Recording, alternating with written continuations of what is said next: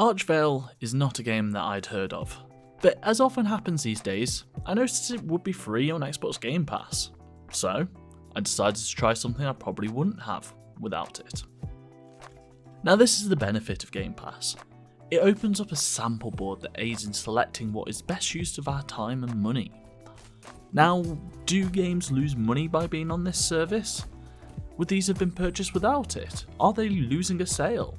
Maybe. And who the hell knows what happens when we get further information into the PlayStation version and there is actual competition when these two are released together. But until all of this plays out, I'm going to continue to mention when something's available in this form. The value is just too good at this moment in time. How this actually ends up affecting the game industry and games in general, well, that's for the future. Archvale itself has actually been a delight so far. Did you ever play Enter the Gungeon? If so, there are a lot of similarities there, but also some difference that in my first couple of hours, maybe enough so that I'm kind of half-siding with Archvale. Archvale itself is a top-down action bullet hell game. Kinda if Gungeon and Zelda had a baby. Instead of being run-based, it takes place in this connected overworld, interspersed with checkpoints. There are several gems that you're going to need to collect, all hidden away in dungeons. Rote? Maybe. But it serves a purpose. The main joy of the game is the combat itself. It's quick, bullet dodging, arrow slinging, has this lovely, oops I sunk 2 hours into flow state style. Your dodge has a nice amount of invincibility frames, becoming essential when moving through more hectic fights, something that the game successfully ratchets up in the first couple of hours. Picking the right weapon, something there is a deluge of, feels essential, but with enough variety and craft that you can build a loadout. Kills feel satisfying, bosses tricky, pattern recognition becomes a key component. It's striking how much this feels like Gungeon. But there is a key set of differences, namely its structure. Instead of being a run-based roguelike, it opens up into a large world to explore. Now these aren't much more than a series of screens, basically mashed together, but its simplicity really helped win me over. That core loop is just good, and the fact that each death checkpoints in a more traditional way was actually a nice bonus. See, Gungeon has a similar great gameplay, but had one fault for me. It rewarded success in each run. I don't mean success as in, oh I got some bonus of unlocking some items, more that it became essential to succeed in these small challenges to build a powerful run.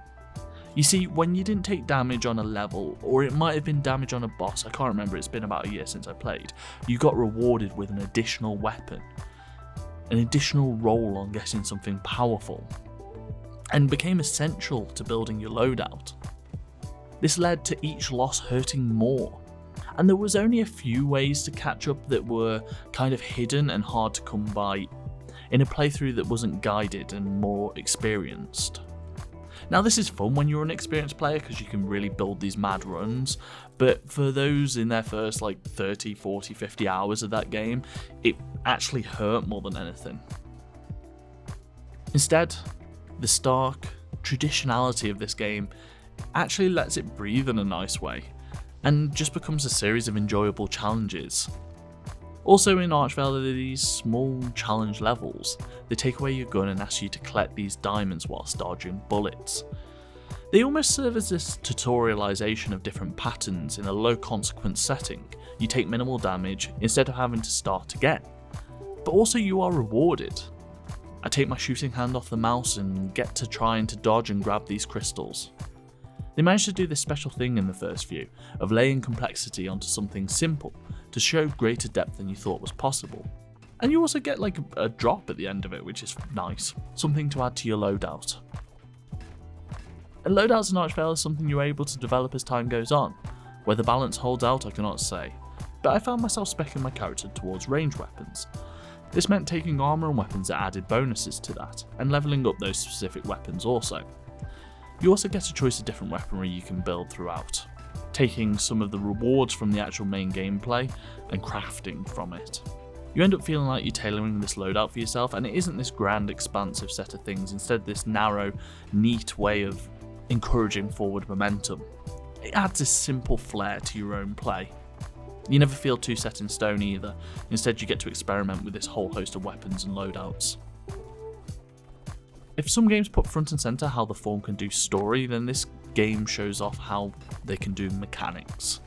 This may just be fatigue for me talking about roguelikes, but having the roguelike without the roguelike is just being a better experience in this instance, even though I like the mechanics from those types of games. And the story is kind of whatever here. I find these types of stories utilitarian. They serve a purpose, they do the thing, but without ever quite flourishing in their own regard. As always, I only played a small amount of this, and these things are subject to change, but these are my thoughts on my first couple of hours. All that is to say, Archvale is a neat experience worth trying, especially for arcadey mechanics-based gameplay lovers. That will be all for today. Thank you for watching. My name has been Billy. Goodbye.